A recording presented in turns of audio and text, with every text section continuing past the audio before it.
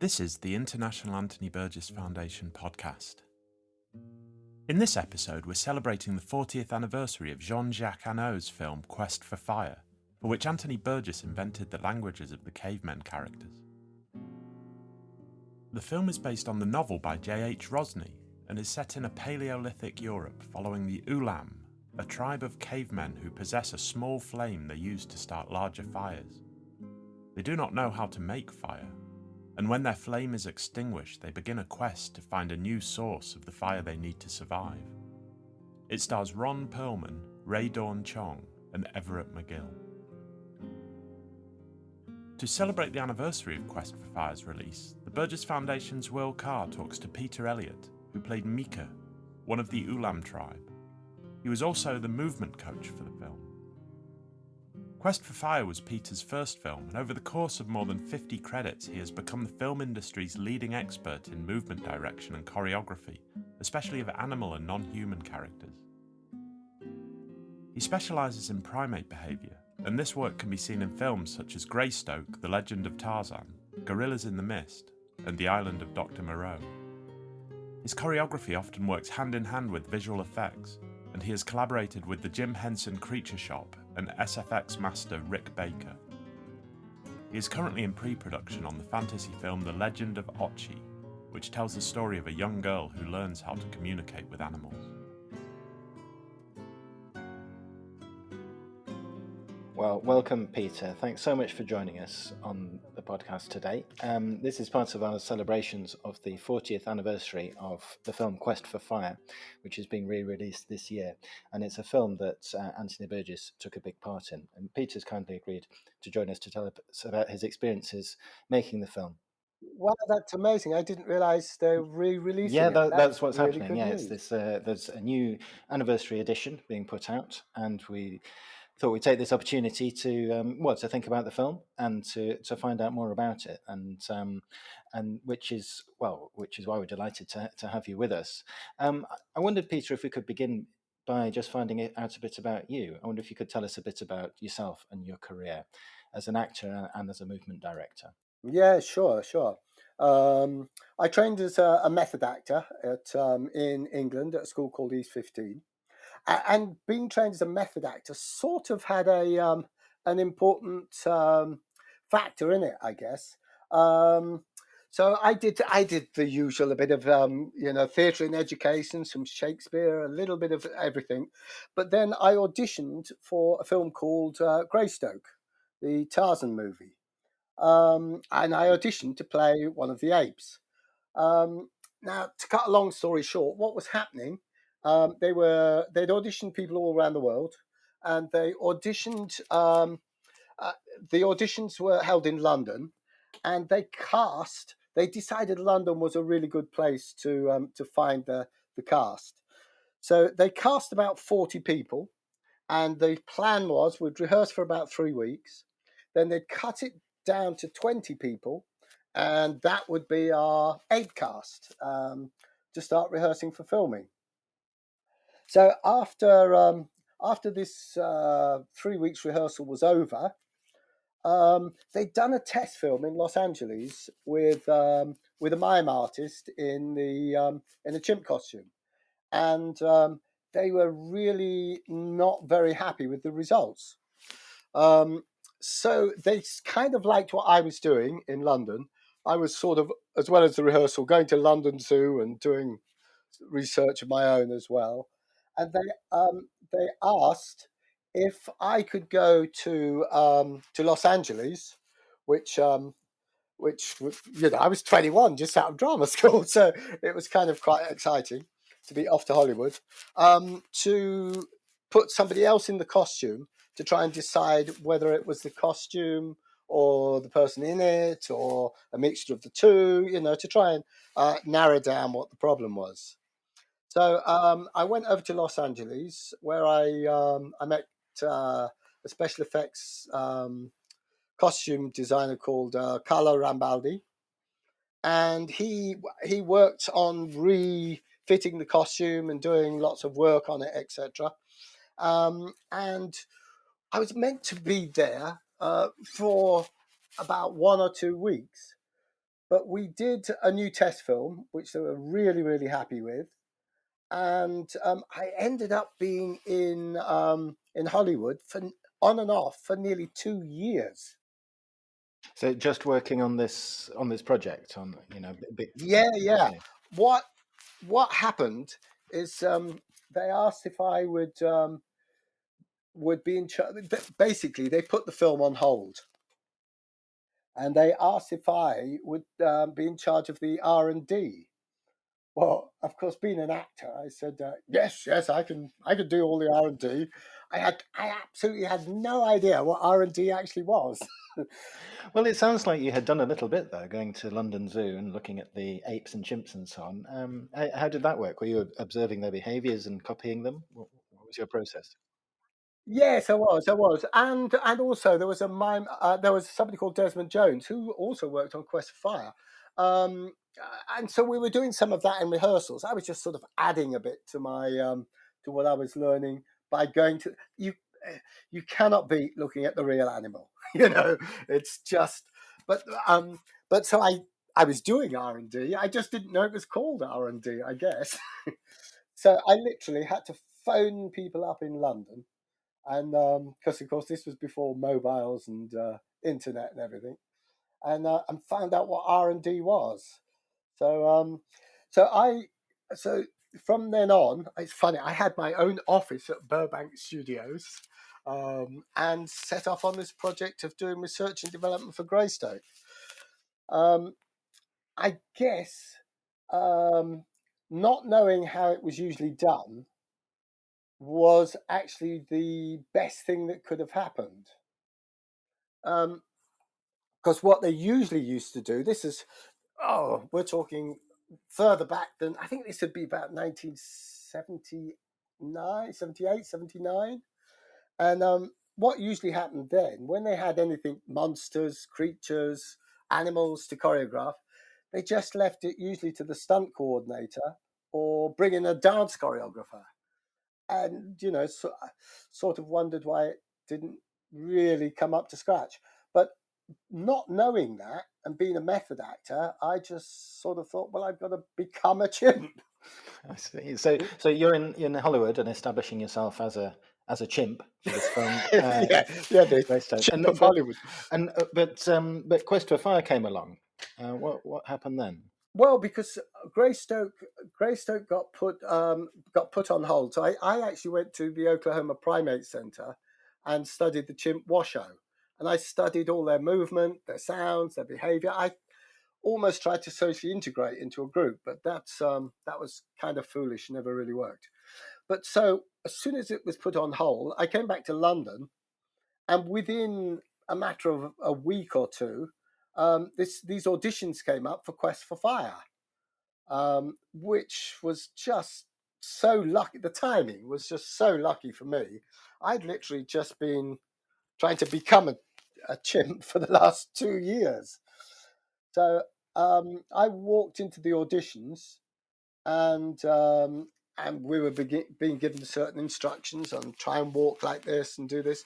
Well, of course, I just did a bipedal chimpanzee and chimp sounds that I didn't know. I didn't know all the things I know now, but I just thought, well, they're after something that sounded fairly ape-like. So I did a bipedal chimpanzee, and Jean-Jacques, who was at the audition, just instantly said, "That's what I want." I see. So Jean-Jacques Annuad had quite a clear vision for his Stone Age people, because they're not chimps in the film, of course, are they? No, of course. Primitive man. But your interpretation of a bipedal chimpanzee fitted Yeah. quite Well, directly with what he had in mind. yeah. Well, when I say bipedal chimpanzee, I knew it had to be human, so I pushed it. I just used traces of a chimp to give me that slight swagger, and I just used the sort of breath rhythm and its body shape, and so it was still pretty human. But Jean-Jacques, whether he knew that that's what he wanted or just knew it's what he wanted when he saw it, I'll never know, I guess. But as soon as he saw it, he thought, yeah, that's what I want. And what did you think about the idea of Quest for Fire, the concept of Quest for Fire, because it's quite an unusual premise. That following the travails of these primitive people. What did you make of it as a prospect for a film? I was really excited by it, actually, because I'd always been quite interested in not in mime as such, but in non-verbal storytelling, body language, and etc. And of course, I'd learned by mixing with the chimps that it's all communication is about body language. They don't have theories about body language; they just have body language. So I was really excited by the whole idea of this non-verbal storytelling and the whole concept of the movie. I thought it sounded absolutely fantastic.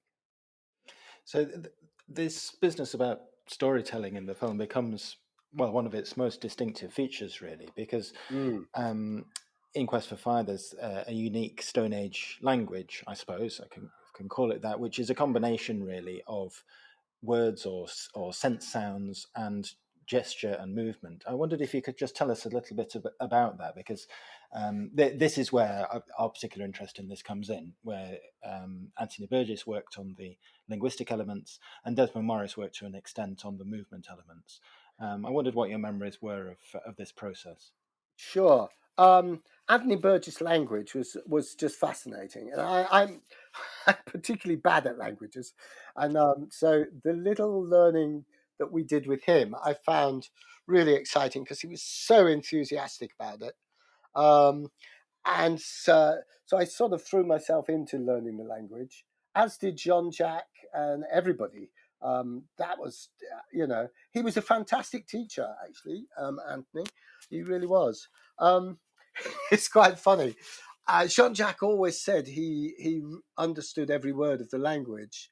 Um, I I'm not so sure about that. I, I think he did, but the cast were quite mischievous on the film.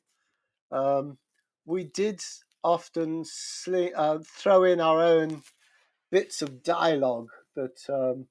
Right, they weren't necessarily, Yeah, the sort of yeah, pure Burgess language, right? How yeah. interesting, right? Well, no, they were pure Burgess language, but they weren't quite what was in the script. I tried to think of one.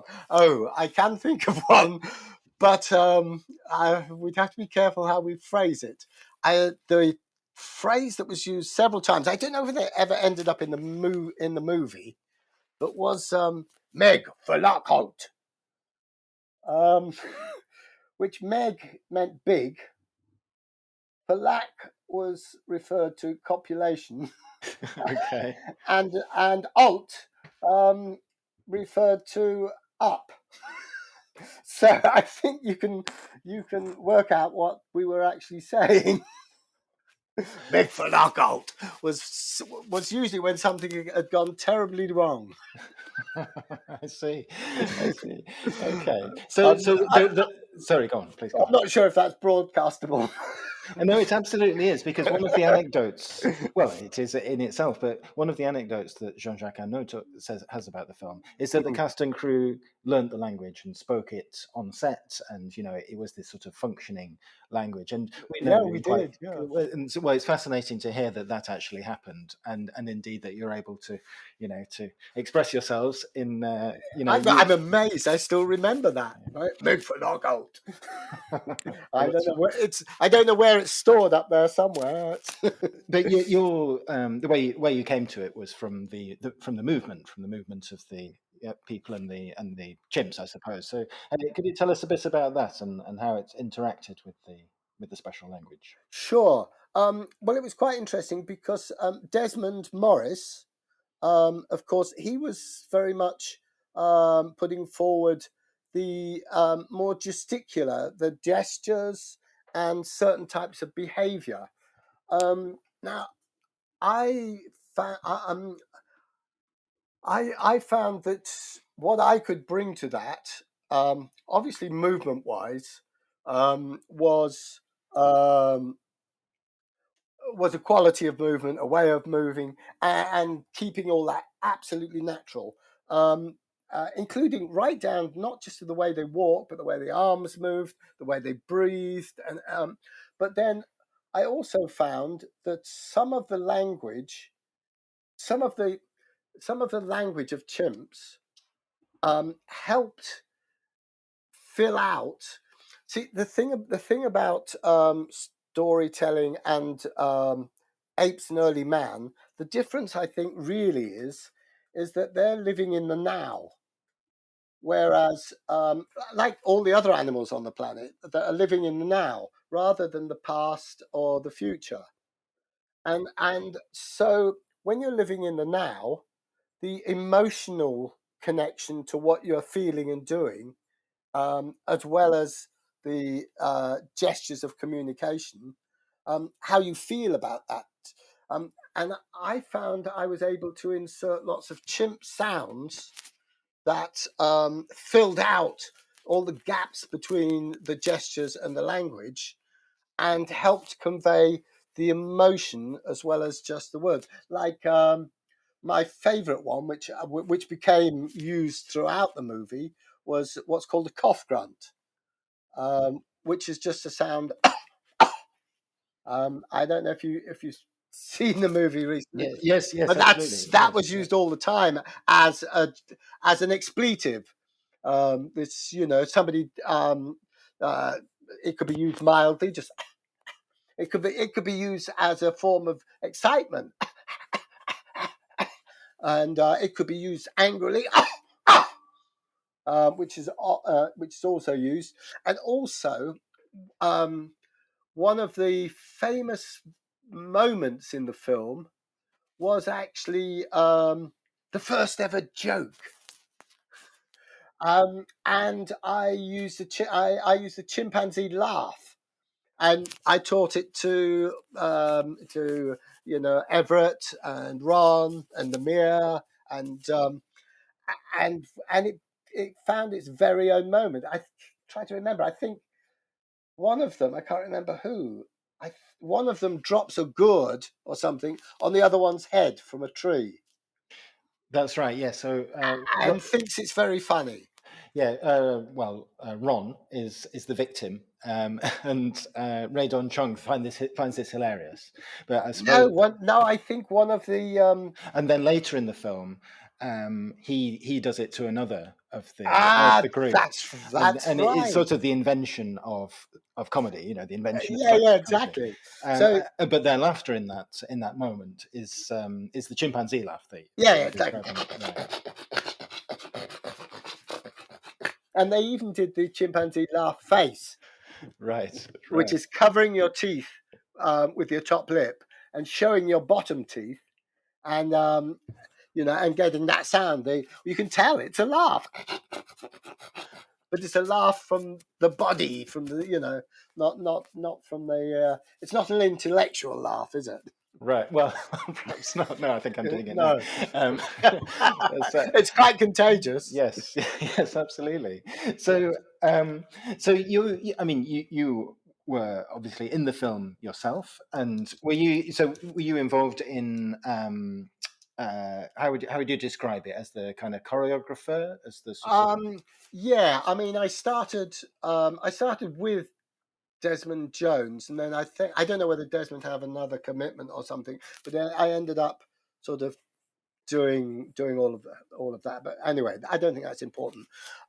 So I initially was just going to be one of the cast, and Jean-Jacques liked what I was doing very much, and so he was trying to write the character of Mikr into the film, but I ended up teaching the body movement and sounds and teaching all being the movement coach basically, and choreographing so many of the cast. We had a lot of cast, even the Kazams. We had I think we had 14 300-pound wrestlers who all had to be taught.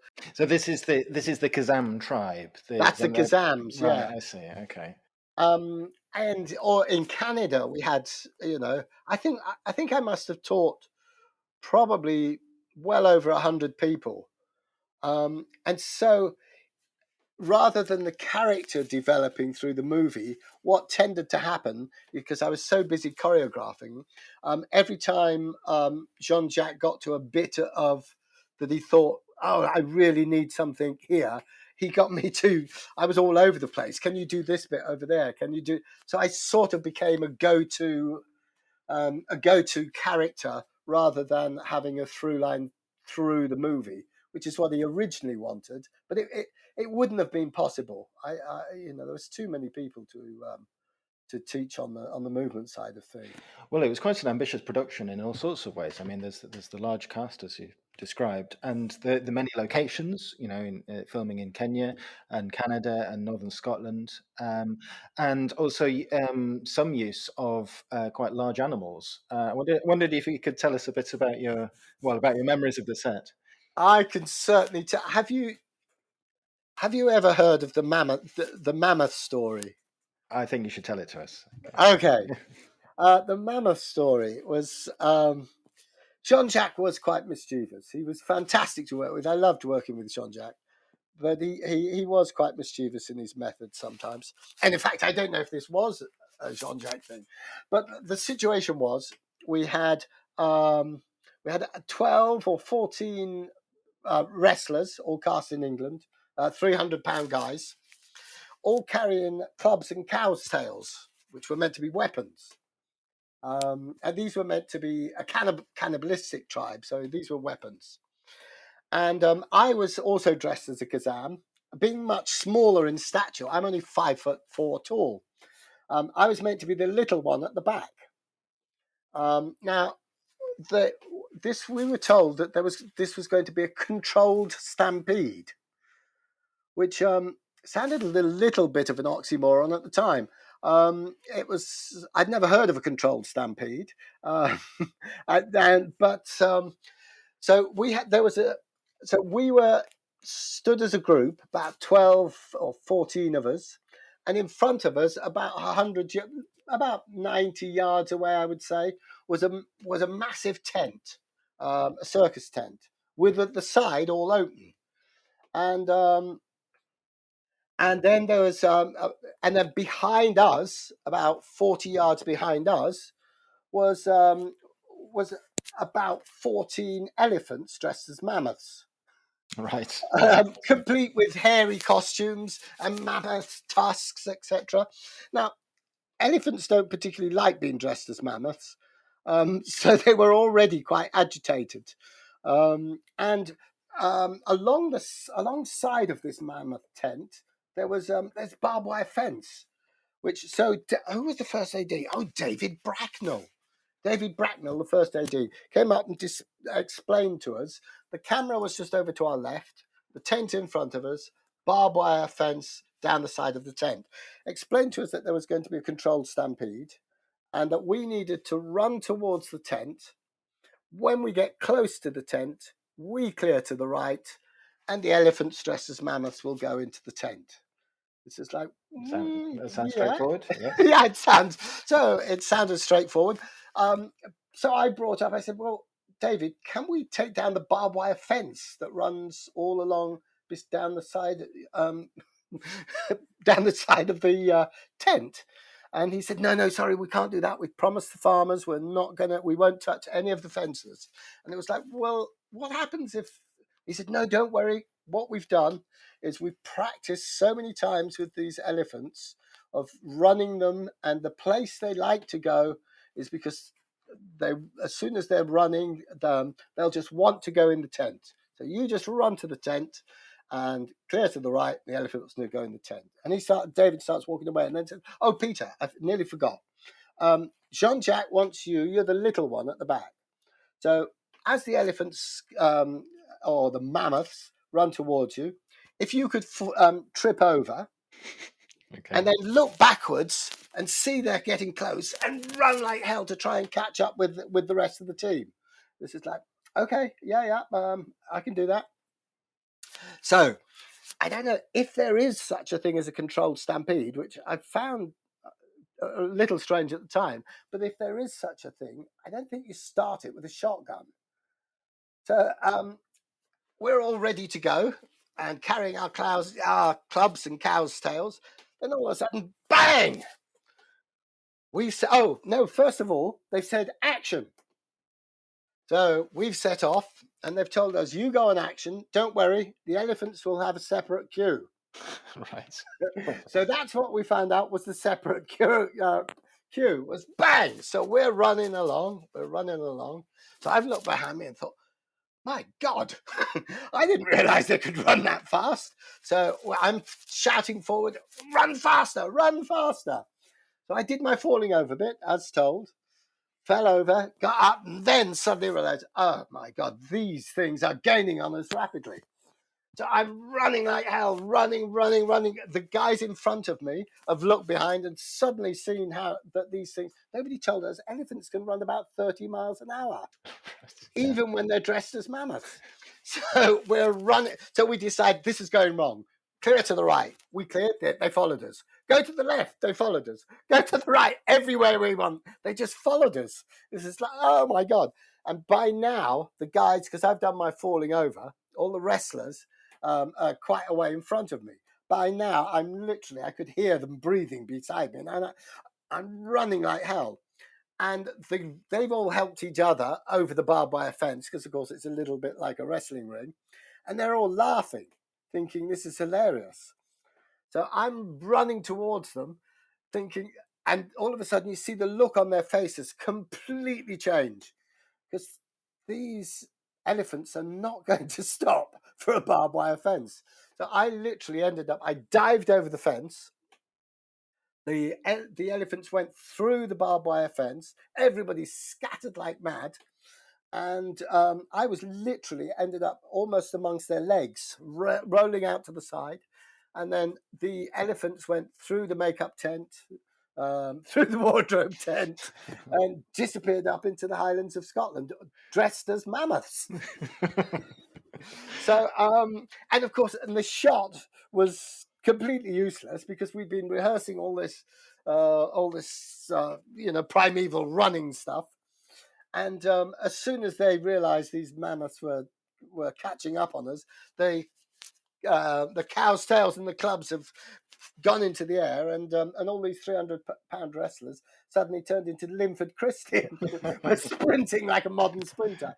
So I can't remember exactly how much mammoths. I don't think anything of the stampede actually got in the movie. Well, yeah. There are. The mammoths do remain in the film, but yes, there isn't. Well, there isn't a barbed wire fence, and there isn't. There isn't the panic you described. Yeah, I think the stampede. Everybody was in a little bit of shock, and I just don't think we got anything usable out of it. But it's very funny now. Yes, well, I'm glad everyone remained unscathed. And there are a number of comic elements really in the film, I think. I mean, we talked about the stone being dropped on each other's head, and falling over in front of the mammoths. I mean, it might have been a funny idea. I mean, the reality of it, perhaps not so much. But one of the things that strikes me about Quest for Fire is that it seems to be a genuine attempt to convey a range of emotion. Taking place in this very primitive society. I wondered if that was your perspective, and if that was part of the experience, I suppose, of being on the film. It was, and again, it's funny, but I think that's something that very much came. Well, I certainly got from researching the chimps. Chimps are pure, and I just think with Anthony's language and the whole. I think everybody did get this concept. I don't know how much we actually talked about it, but there was this concept of everything being very much in the now, which means you wear your emotions on your sleeve, and that also makes all the communication for the audience so much easier to understand, because with the context of what's happening and the emotion happening all at the same time and being so undisguised and so open, I think it helped people feel very emotional in the performances, and I think it drew the audience in to the emotional context of the film rather than it just being like a silent movie. I think it had a lot of a lot of a lot of emotion as well as language and story. And that might be one of the reasons why Quest for Fire, well, why it's being re-released while it's lasted this long. I mean, well, thinking about it now, Mm. what do you think of that project? You've gone on to have a very long and distinguished career in Oh, thank many, you. in many films, but playing kind of similar roles and all that sort of Mm. thing. But I wondered if you where Quest for Fire sits in the context of films Well, like that. well, Quest. I have a few of my favorite movies, and Quest for Fire is definitely one of them. It was sort of my first ever movie, and I ended up doing a massive job on it, which I really loved. But I'd been in Hollywood for nearly 2 years, but I still hadn't actually done a movie. And Quest for Fire, I was just, for me, was just such an absolutely wonderful experience. And do you know what? One of the things I think Ron had the same experience. Much later, oh, and Ron was in this, yeah, because Ron was in the same movie, The Island of Dr. Moreau, Yes. with Marlon Brando. Yeah. I was the movement director on that as well, and and within there were some problems on it, and the director was fired in the first couple of weeks, and somebody called John Frankenheimer was brought in, and Marlon Brando said he was going to step away from the movie, which would have been the kiss of death for it. And one of his questions was, um, who's choreographing, who's teaching all the creatures how to move and everything, because he had a fear it was just going to end up all looking ridiculous. And he was told that Ron had been in Quest for Fire, and that the movement coach from Quest for Fire was going to be doing the all the movement work on the Island of Dr. Moreau. And Marlon Brando said, "Wow, okay, I'm in. Quest for Fire was my very favorite movie," which is like, wow, Oh, which well, was that's great. Marlon Brando. It was I can't remember whether he said one of my favorite movies. I think he actually said it was his favorite movie. So that was like, wow, Well, how quite extraordinary and incredible. unexpected, and yes, yeah. Mm. So it clearly had this currency, I suppose. Yeah, yeah. You know, among yeah, among But I some films. enjoyed the whole experience as well. I mean, I was still quite new to the business, and I was sort of thrown in at the deep end. I was choreographing fights and working stunts, with the stunt guys, and I had so much to do on it. I think if I'd have known more, it would have been much harder. Right, right. I You see. know, you know what I mean. Yes. You do it, and it felt a very exciting project. So after Quest for Fire, you went on. I mean, your Tarzan film happened Yeah, ultimately. yeah. Greystoke happened, Greystoke, yeah, yeah. and later there's films such as The Island of Dr. Moreau, And and Gorillas in the Mist, I think, was that yes. after? I think that might have been after Greystoke. I can't remember. I have to look at my CV nowadays. So there's a I suppose I'm just trying to put, say, Quest for Fire in a kind of context Mm, of films, including including animals, including primitive humans, that sort of thing. mm. I wondered if you felt, because it seems to me that it wasn't the first film that attempted to do that, but it seems to be one of the most authentic attempts to do that. And I wondered if you felt that was an accurate assessment. I definitely think it is. Yeah. Um, if you ask an anthropologist, I think I'm.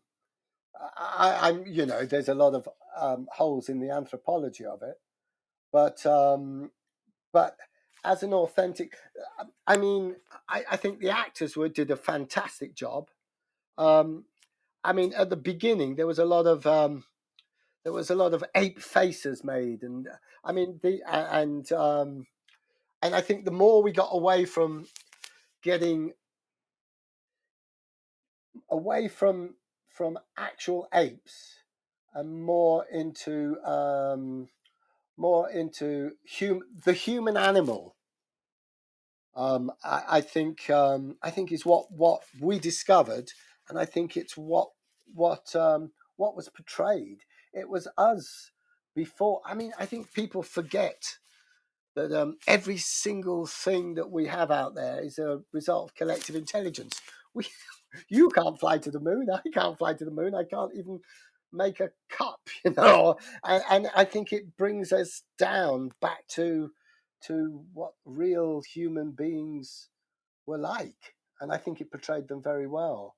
I think it put us back into the real world as animals, which I think it's somewhat a shame that we can't get back a little closer to that now. Tell us a little bit about what you're working on at the moment and what's happening next for you. Okay. One film I did do after that, which I took a lot from. I did a film called Missing Link, which I also played the sort of Australopithecus. I was the only actor in the movie, but it was a great. I was managed to use a lot of stuff learned from Quest for Fire. It's funny when you talk about movement directing. It's come a long way in the last 40 years. It's no longer quite so separate from acting. It's more integrated. They're one and the same thing. So movement work shouldn't stand out as something separate from the acting, which it sort of almost did for before.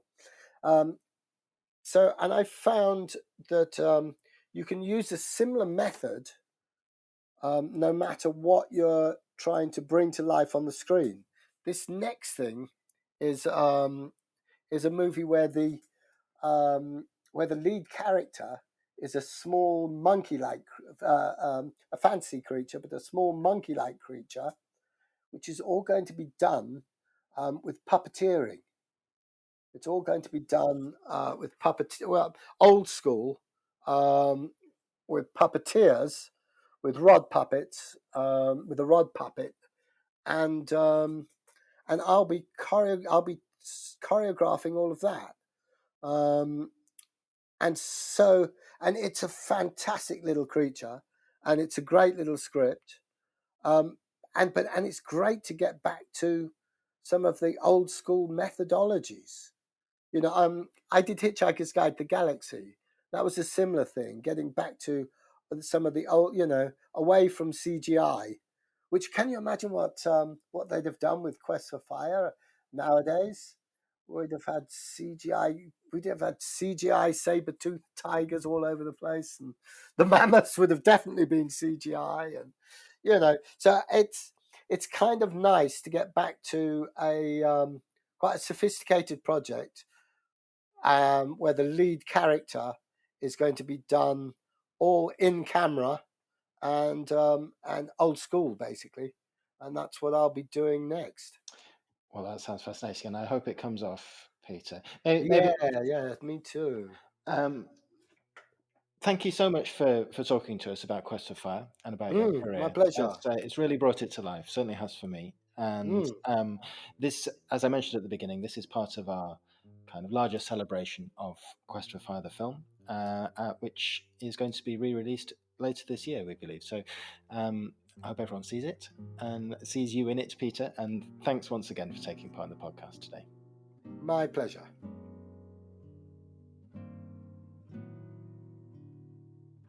You have been listening to the International Anthony Burgess Foundation podcast. For more information about Anthony Burgess and to find out how you can support the work of the Burgess Foundation, visit www.anthonyburgess.org. If you have enjoyed this podcast, why not leave us a review and subscribe wherever you get your podcasts?